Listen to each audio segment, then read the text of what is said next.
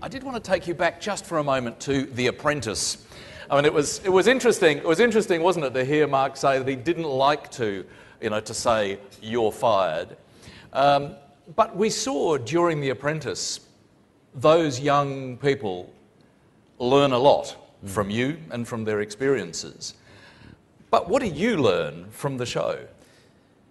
Well, it's funny, before The Apprentice was on, which was shot last year, prior to that, I was the chairman of a General Electric company which ran Australia, New Zealand and India. I ran all those places, and obviously, you get toured around, you get flown first class, you get picked up, and you live in this sort of rarefied atmosphere.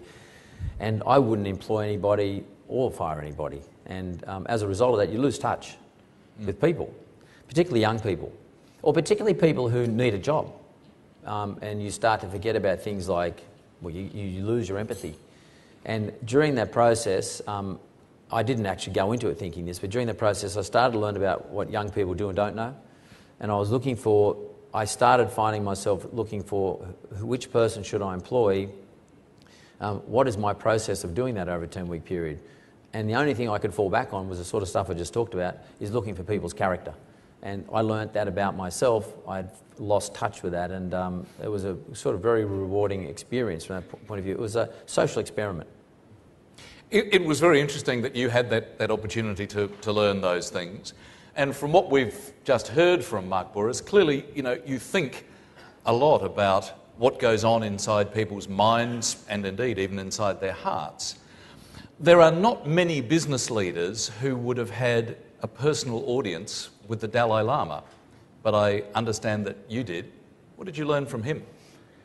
Yeah, well, he said to me I could ask 3 questions. I got to see him as a result of my brother having connection with him, and I had to think what my 3 questions are, but were going to be. But I'm happy to share one of them with you. There was 2 others which I'll keep rather private. But the question I asked him was, and it was actually prompted to me by one of my sons who felt as though he's having a lot of bad luck at school at the time. And the question was, how do you get rid of bad karma? I'm not a Buddhist by any means, but I have a little bit of an understanding of it as a result of a bit of searching. His response to me was, the way you get rid of bad karma is you create just good karma. So you inherit bad karma from perhaps a past life or something you've done that's been bad over a long period of time, but you can negate it or neutralise it just by creating good things around you, by doing good deeds and thinking good thoughts. And I remember taking that back to my son and telling him that. But I think that sounds a little spiritual, etc., but it's actually quite good practical advice. Just do good things for people, and a lot of times the crap that's happening around you can be overwhelmed by the good things. Well, that's really been the theme of your address today, that things that perhaps might generally seem spiritual or just to do with personalities actually go down to the core of business practice and also to everyday life. Correct. The virtues that you've been talking about are things to do with everyday life as well. In terms of that balance between being, I'm sure, the very hard-working and time-consumed and time-pressured person you are, and the rest of life, how do you manage that work-life balance? Funnily enough, these sorts of events help me because it makes me sit down and think about something other than what I'm doing in the office. So this morning I got in quite early and I started writing this out. So opportunities to sit down and actually reflect on something that you need to do properly and deliver to somebody. In other words, I had to articulate what I had to say to you today, made me then clear it in my own mind. They help. I'm not really a sort of a golfer or any of those sorts of things, but what do you do to have fun? What actually really relaxes you? I love going to the footy. Go to the Roosters. A couple of other people do here too. Sorry, South. Bad luck. I love my football. I'm an observer. I love to observe sport, and I love music. I'm a lover of music.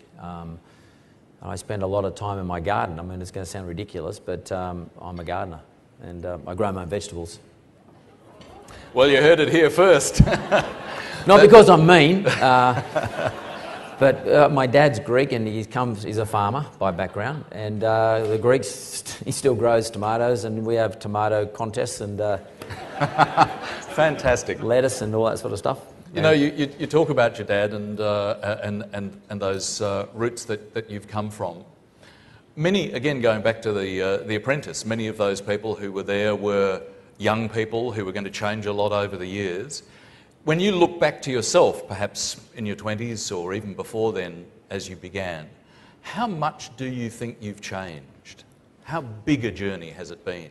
Well, the journey, I changed, well, I probably haven't changed, Richard, but I've done some things which I would consider outside of my character, which I've usually done because of opportunity. You know, maybe having access to too much money or just getting carried away with what you consider as your lifestyle, and you forget what's basic, what's real.